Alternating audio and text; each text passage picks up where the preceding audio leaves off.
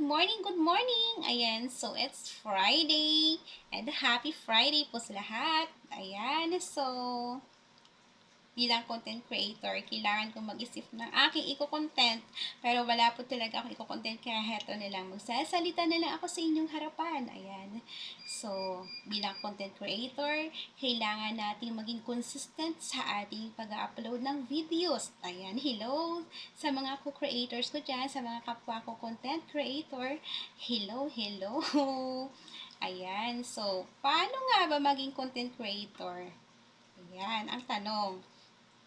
So, para sa akin, as content creator, ayan, as bago pa lang ako, wala pa siguro ako isang taon na naging content creator, nag-upload ng mga content, ayan, so, para sa akin, ang pagiging content creator ay hindi madali, ayan, kailangan po natin maging consistent sa ating pag-upload, kailangan natin maging patient, ayan, hindi po dapat tayo nagmamadali. And syempre, kailangan mahalin natin ang ating ginagawa.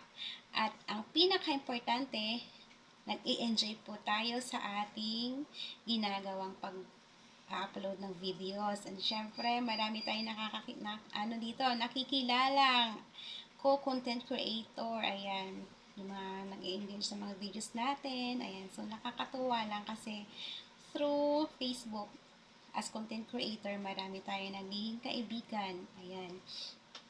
So, paano nga ba maging content creator? Parang kanina ko pa tinatanong yun na. Ayan. So, sa pag-upload po ng videos, kailangan alamin po natin kung ano yung mga hilig natin. Ayan. So, kunwari, hilig natin ng pagkain, gaya ko. Ayan. So, puro pagkain yung mga uploaded videos ko. Or, hilig po natin sumayaw, or hilig po natin mga prank. Ayan. Ang mahalaga po is original videos. So, sarili po natin ang videos na ating ina-upload. Ayan. So, pinaka-importante po yun. Kailangan po natin ng original videos at hindi po tayo kumukuha ng videos ng kapwa natin content creator.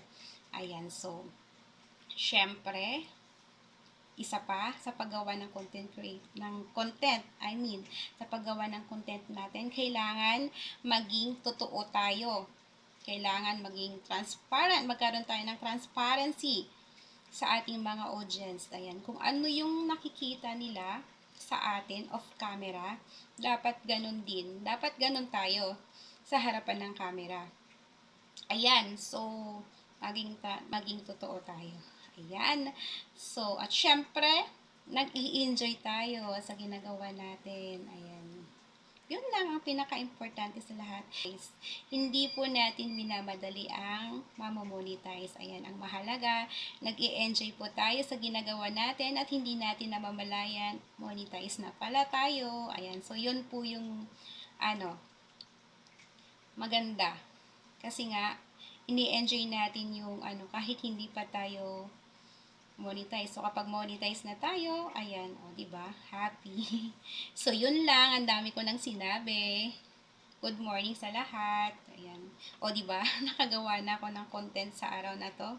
Ayan, salamat, salamat.